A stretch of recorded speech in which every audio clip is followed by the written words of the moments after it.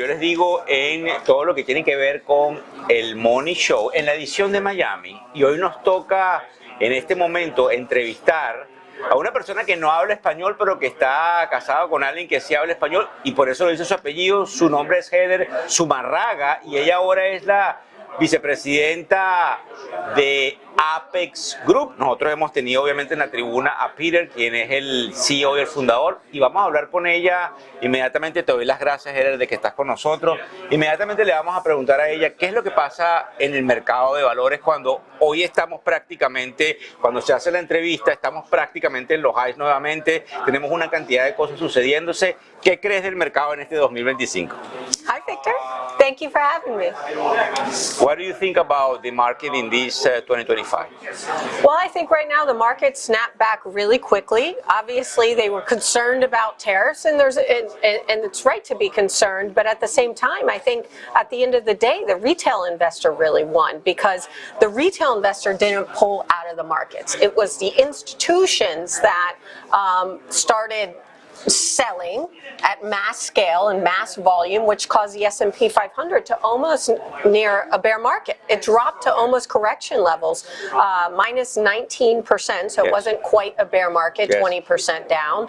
But in the blink of an eye, it's right back. I mean, we're near all-time highs. We're up again today in the markets. And if you missed a week or two, or you went on vacation or to Spain or wherever you travel globally and you came back, what happened? And it's not that the tariffs are removed. It's that we have 90-day pause. It's that we have people coming, we meaning the U.S. and the Trump administration, regardless of where you stand in favor of supporting the tariffs or not, or the administration or not, or where you stand politically. The fact is that Trump is trying to focus on bringing back domestic U.S. manufacturing and supporting U.S. domestic businesses, right? Away from a globalist agenda. Again, regardless of what you think, people, other countries are now talking to us at the table, and because of that, the markets are back up again. So do you think that the market is going to break those highs and keep going higher, or you think that we might have some sort of pullback where it might be another buying opportunity, or you think we're going to end it in recession in 2025? What is the outlook that Heather have for the audience that can share with us, please? So from a global basis, and then I'll move specifically to the U.S. I do think there might be a bit of a slowdown, but in the U.S., unfortunately, it does hinge right now on tariff talk. And what is the president going to say? It shouldn't maybe perhaps function that way, but the market is solely moving around headline data. If there's a whisper of a 90-day pause or reducing tariffs on China, markets rally. And some are saying it may be a bear market rally at this point in time. I don't think so. I'm optimistic. I think the consumer is still strong. Inflation, at least domestically, is somewhat in line. The Fed has come out and said we're keeping rates where they are. You've got a 10-year around 4.25%, 4.5%. I think that's like a sweet spot for both investors, for borrowers, lenders. You can look at the real estate market, for example. So I am cautiously optimistic. Now, that doesn't mean you go out and buy right now, since we're near all-time highs again. And the blink of an eye, since April 2nd, we've come back quite quickly. But I do think you wait for a pullback, and there will be some buying opportunities on those dips. I love that you are super optimistic. Give me 1 second. Ella, obviamente, que es excelente oradora, como nos lo está explicando, está bastante focus en vendernos la historia, que yo también la comprendo, del optimismo, de la efervescencia de los Estados Unidos. Ahora tenemos que revisitar qué es lo que pasa en otros activos que le vamos a preguntar a Heather. Like, for example, Heather, what do you think about the Bitcoin? What do you think about the real estate market? What do you think about, obviously, the gold? What are the options in those other markets that are still important for portfolio construction? Right. There's so much outside of, like, NVIDIA, for example. Everybody focuses on, at this conference, the focus is on AI and artificial intelligence. And, yeah, NVIDIA is doing well, but it's like, what else out out there? What else is there? And people forget about the somewhat, they're not sexy names, but they may be more boring, like the dividend-paying stocks like J&J, Procter & Gamble, for example.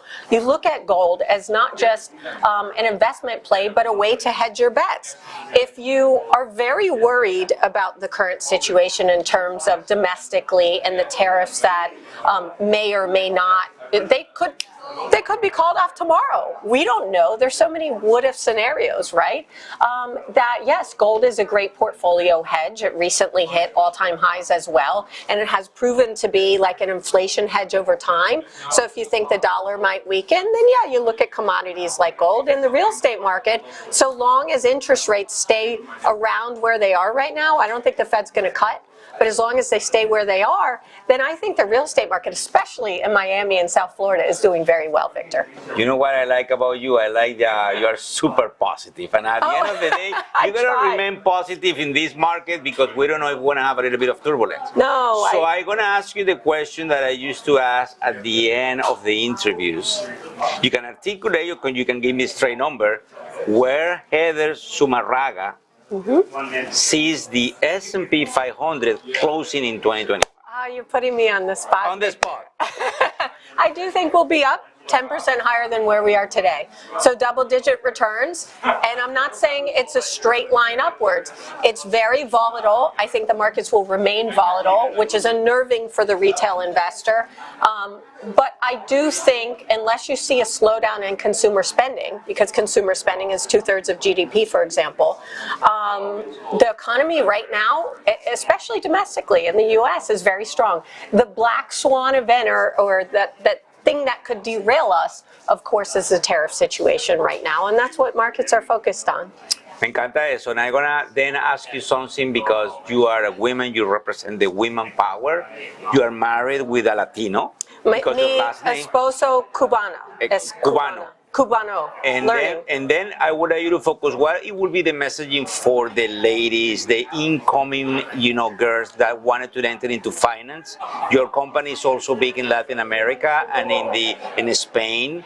What do you think would be the messaging for specifically the women, the young women, please? I know at Apex Group we have a great women's accelerator program, for example, where we, meaning women, get together and try and elevate each other. It's kind of a man's world we live in, especially in the financial world. I mean, it is what it, and it's okay. It's always been that way, but now there's a transition where women, especially, like you said, Latin America, as well as down here in Miami and Florida, there are a lot of women that want to be in not just the real estate space, but investing, financial managers, fund managers.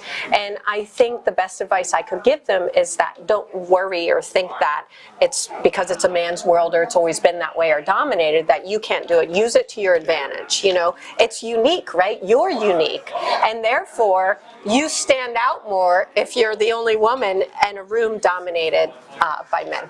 Muchísimas gracias por estar aquí con nosotros, te lo agradezco mucho en nombre de la audiencia y bueno, volvemos con ustedes ahí en los estudios. Muchas gracias.